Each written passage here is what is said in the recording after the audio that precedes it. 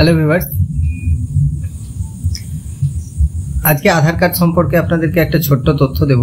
তো তার আগে আমার যেটা বলা উচিত যে আধার কার্ড এখন একটা গুরুত্বপূর্ণ নথি ভারতবর্ষের মধ্যে। এটা আমরা সবাই জানি এখন যে আধার কার্ড ছাড়া আমাদের যে কোনো কেওয়াইসির ক্ষেত্রে হোক বা কোনো সরকারি ভর্তুকির ক্ষেত্রে হোক, সরকারি কোনো কাজের জন্য হোক, আমাদের আধার একটা অপরিহার্য একটা ডকুমেন্টস হয়ে দাঁড়িয়েছে বর্তমানে।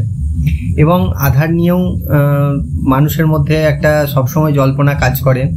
কারণটা হলো যে আধার যে অথরিটি রয়েছে তারা নির্দিষ্ট সময় অন্তর অন্তর বা তাদের কিছু সময় অন্তর অন্তর কিছু কিছু নিয়ম চেঞ্জ করে থাকে তারা, যে তাদের ডকুমেন্টস আপডেট বলুন বা মোবাইল নাম্বার সংযোজনের ক্ষেত্রে বলুন বা আধার কার্ড আপডেটের ক্ষেত্রে বলুন, যা কোনো আধার কার্ড আপডেট করতে গেলে তাতে যে ডকুমেন্টস দরকার হয় সেগুলোর ক্ষেত্রে বলুন, মাঝে মাঝে তারা তাদের মধ্যে কিছু কিছু নথিকে যোগ করে অথবা কোনো কোনো নথিগুলোকে একদম বাদ দিয়ে দেয় যে সেই ডকুমেন্টস দিয়ে এই কাজটি করা যাবে না।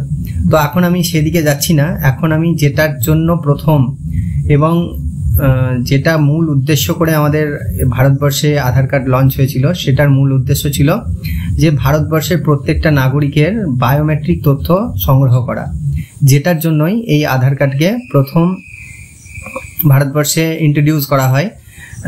এই বায়োমেট্রিক তথ্যর কে সংগ্রহ করার জন্য, যাতে বায়োমেট্রিক তথ্যটা যেহেতু প্রত্যেকের ক্ষেত্রে একটাই এবং নির্দিষ্ট হয়ে থাকে, যেটার বায়োমেট্রিক তথ্য ডুপ্লিকেট করা সম্ভব হয় না, সেজন্য এই ডকুমেন্টসটাও ডুপ্লিকেট করা সম্ভব হবে না বা প্রত্যেক ব্যক্তির ক্ষেত্রে একটি করেই সেই ডকুমেন্টস অর্থাৎ আধার কার্ড ইস্যু করা যাবে। সেই উদ্দেশ্য নিয়েই আধার কার্ড প্রথম লঞ্চ করা হয়। তো আধার কার্ডের তার জন্য প্রথম থেকেই একটা নিয়ম আছে, যেটা হলো যে 5 বছরের নিচে যে সমস্ত বাচ্চাদের আধার কার্ড ইস্যু করা হয়, সেই সমস্ত বাচ্চাদের যেহেতু সেহেতু তাদের বায়োমেট্রিক তথ্যটা তখন সঠিকভাবে শরীরের মধ্যে যেহেতু প্রস্ফুটিত হয় না বা হয়ে ওঠে না। যেমন আঙুলের ছাপ সব বাচ্চার মধ্যে সমানভাবে আসে না বা হয় না বললেই চলে ঠিকঠাকভাবে।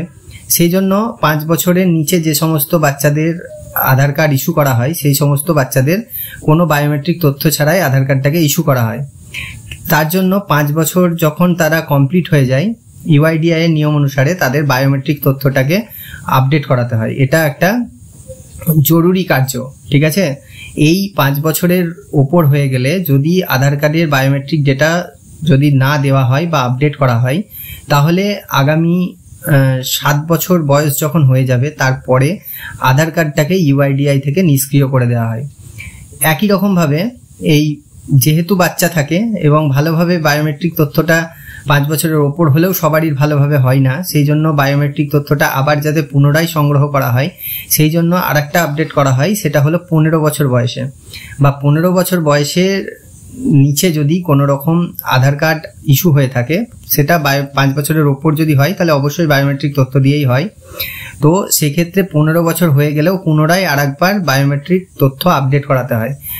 সেটা 17 বছরের মধ্যে করাতে হয়। সেটাও যদি ঠিকঠাকভাবে না করানো হয়, তাহলে সেক্ষেত্রেও যদি বায়োমেট্রিক তথ্য ঠিক না থেকে থাকে, সেক্ষেত্রেও ইউআইডিআই থেকে এই যে বায়োমেট্রিক তথ্যটা ঠিকঠাকভাবে সংগ্রহ করা হয়নি বলে ইউআইডিআই থেকে আধার কার্ডটিকে নিষ্ক্রিয় করা হতে পারে।